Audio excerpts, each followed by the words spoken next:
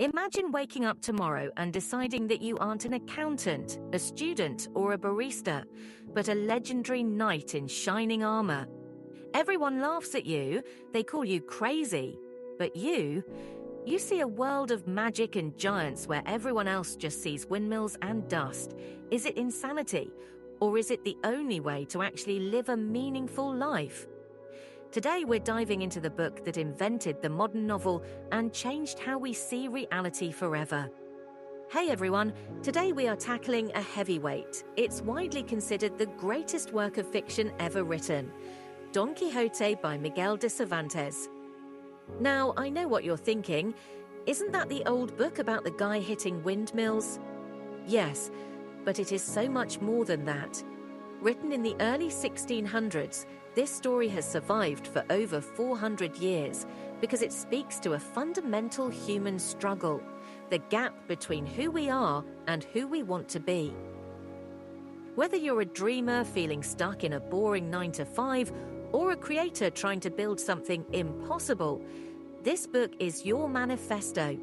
If you've ever been told your dreams are unrealistic, this video is for you. Let's get into the madness. Our story starts with Alonso Quijano. He's an aging nobleman living in a quiet village in Spain. He's bored, he's lonely. So what does he do?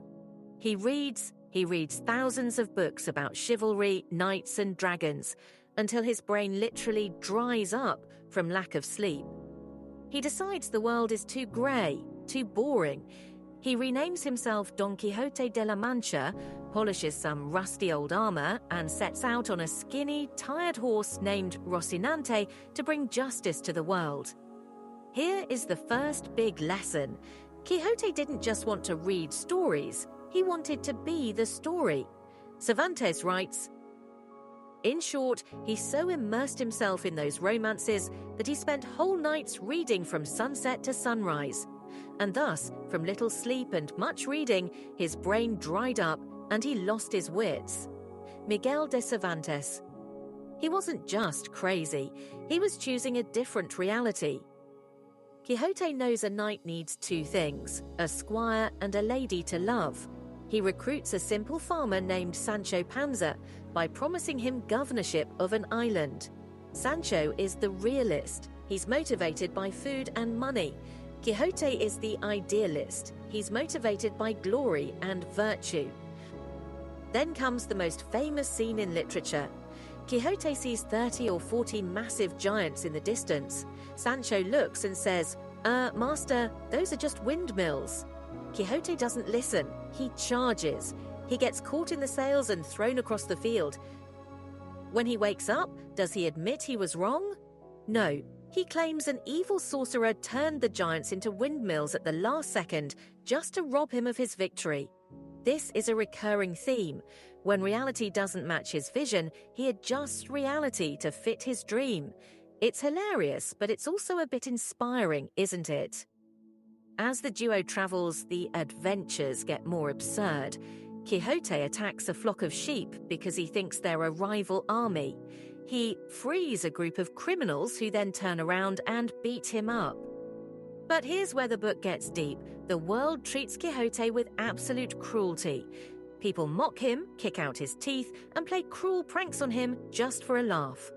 But through all the pain, Quixote stays noble.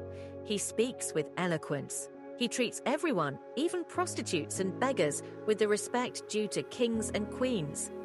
He famously says, "To reach the inaccessible star, this is my quest." Miguel de Cervantes. Wait, sorry, that's the musical adaptation, but the sentiment is pure Quixote. The actual book says, "Virtue is persecuted by the wicked more than it is loved by the good." He realized that being a good person in a cynical world is an act of war.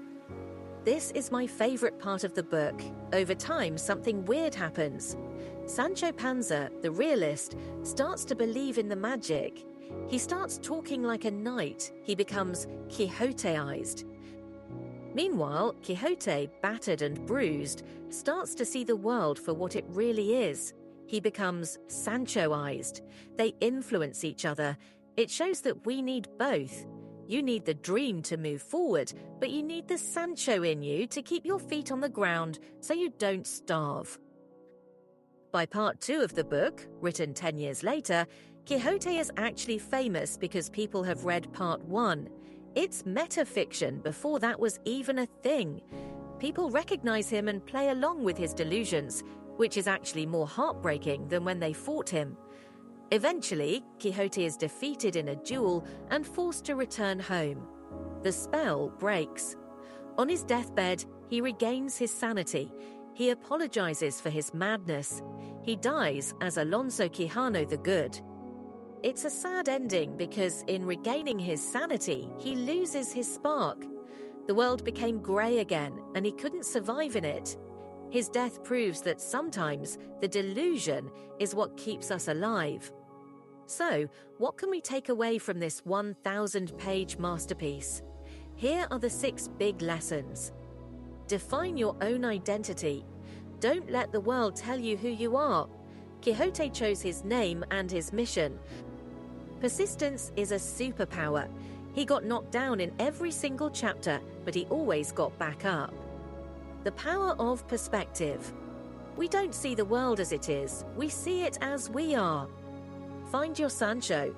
Surround yourself with people who balance you out, but are willing to go on the journey with you. Courage is acting. Despite the ridicule, it's easy to be normal. It's terrifying to be yourself. Read with purpose.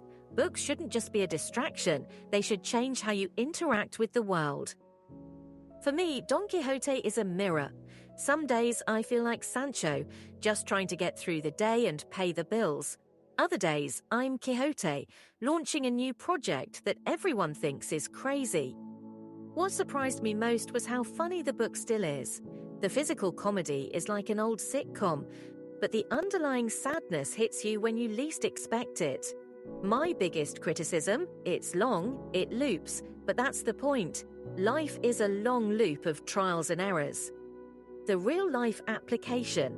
Stop waiting for the right time to be the person you want to be. Just put on the armor and start walking.